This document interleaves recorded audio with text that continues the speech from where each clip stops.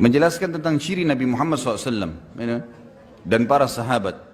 Berbunyi, A'udzubillahi minasyaitonir Muhammadur Rasulullah walladzina amanu ma'ahu walladzina ma'ahu asyiddu 'alal kufari ruhama'u bainahum tarahum ruk'an sujada yabtaguna fadlan min rabbihim wa ridwana simahum fi wujuhihim min atharis sujud.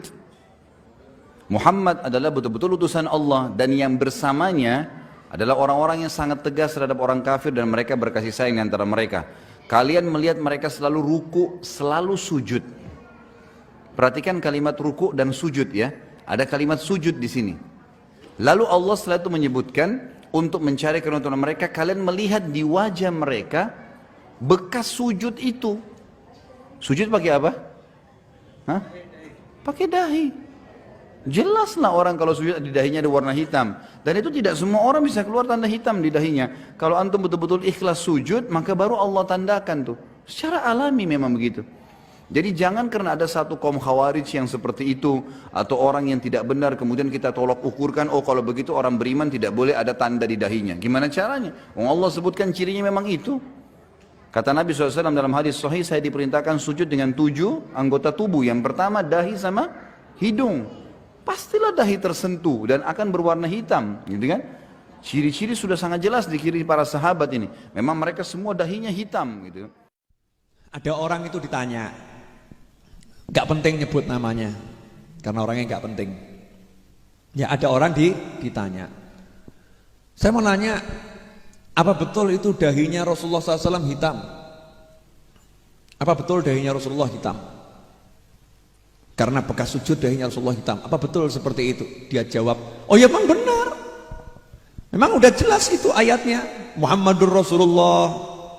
Muhammad adalah Rasulullah. Yang bersama beliau SAW itu adalah orang-orang yang asyidda al kufar, ruhama bainahum. Orang-orang kalau kepada orang yang kafir keras, kepada sesama mereka saling menyayangi. Ya, di ujung-ujung ayatnya tertulis di situ, simahum fi wujuhim min athari sujud, di wajahnya ada bekas sujud. Kan jelas Al-Quran yang bilang di wajahnya ada bekas sujud. Siapa? Wajah siapa? Mereka. Lah mereka siapa? Itu Nabi Muhammad sama siapa? Sahabatnya. Jadi jelas Nabi Muhammad dahinya hitam. Goblok awakmu. Mohon maaf, karena ini penghinaan pada Nabi, maka saya goblok-goblokan orang itu. Ini menghina Nabi. Orang tadi kan kelihatannya pintar ngomong ya. Kelihatannya pintar ngomong. Orang yang seperti ini dapat sabdanya Rasul, man fassaral Quran bi ra'yih falyatabawa maq'adahum minan nar. Siapa menafsirkan Al-Quran dengan kepalanya sendiri, otaknya sendiri, silahkan ambil tuh tempat duduknya di neraka, udah disiapin. Hati-hati nih. Ini ayat Al-Quran. Coba buktikan sama saya. Ada ndak ayat yang bilang kalau Nabi itu jidatnya hitam, dahinya hitam? Ada ndak? Satu ayat, apalagi hadis. Nah itu ayatnya. Coba dibaca. Gak ada kalimat dahi Nabi, dahi sahabat hitam, gak ada. Yang ada apa? Di wajahnya ada bekas sujud. Lah kenapa dia bisa mengartikan bekas sujud itu hitam di dahi? Ini terjemahan dari mana ini? Cari terjemahan Al-Quran, ada enggak yang diterjemahkan bekas sujud dahi hitam? Enggak ada. Anda boleh tanya tafsir manapun, saya tantang tafsir manapun.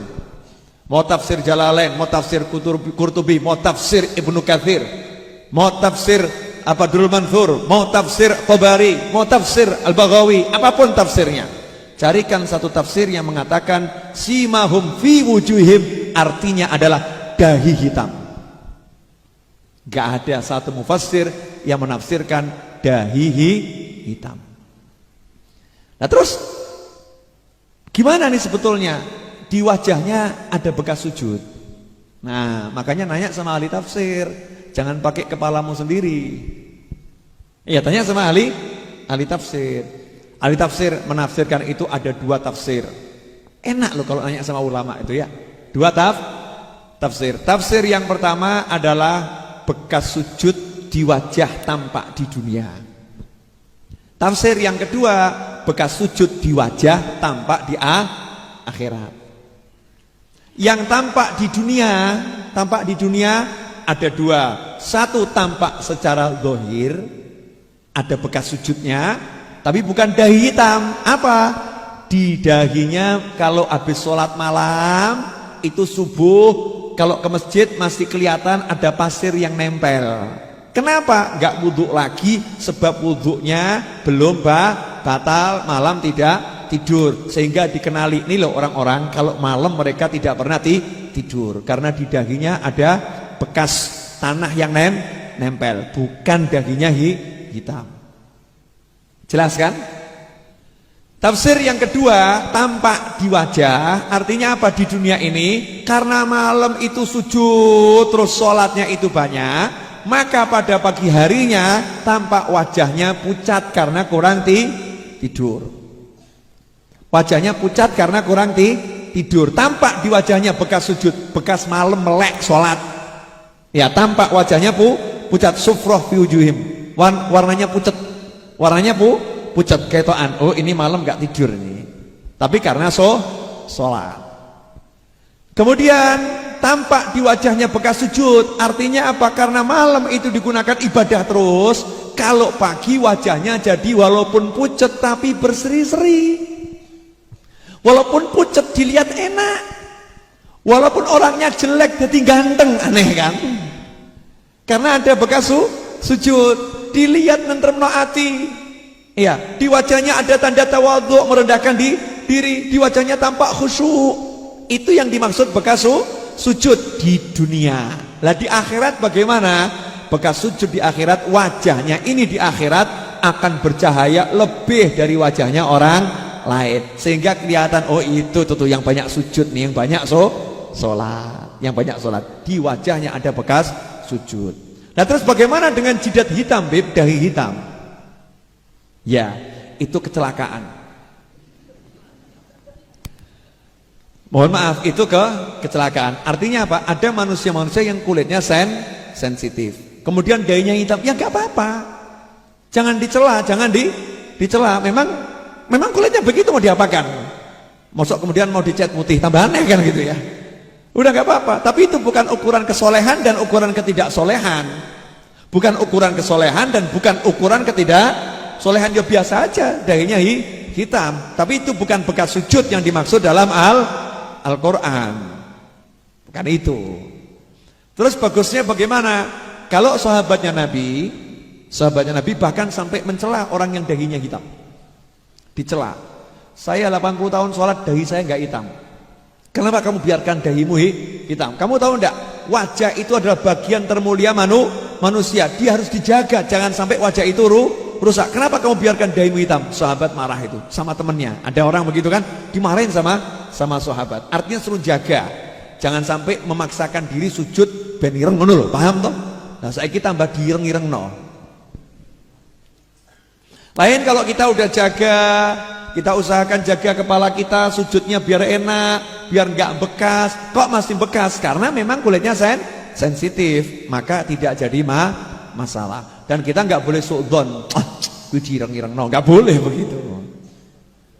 Ya kan, nggak boleh seperti itu. Ah ini riak ini riak, nggak boleh seperti itu. Jelas ini ya. Nah ini, maka hati-hati. Nah jenengan kalau mau tahu bekas zikir saya kasih tahu. Bekas zikir sama juga bekas main kartu. Ini loh, mata kaki itu loh. Orang yang banyak silo main kartu sama zikir itu kan mesti kakinya hitam gitu kan ya. Kakinya hitam lah. Itu ciri-ciri orang yang banyak main kartu atau banyak zikir. Silahkan bedakan sendiri. Makanya kan bukan ukuran ya. Ukurannya bukan masalah hitamnya, paham enggak ya?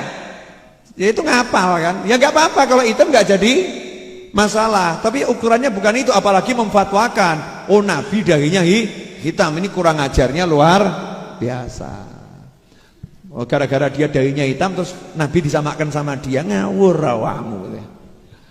Ya hitam seperti ini ya, disamakan sama dia. Emangnya dahi Nabi seperti kamu? Ngawur awakmu. Ya ngawurnya luar biasa. Rasulullah SAW dahinya itu lebar tapi lebarnya bagus, kulitnya warnanya merah, ya keputih-putihan, putih merahan. Itu Rasulullah SAW bersih. Gak ada satu hadits yang menyebutkan Nabi dahinya hitam, gak ada.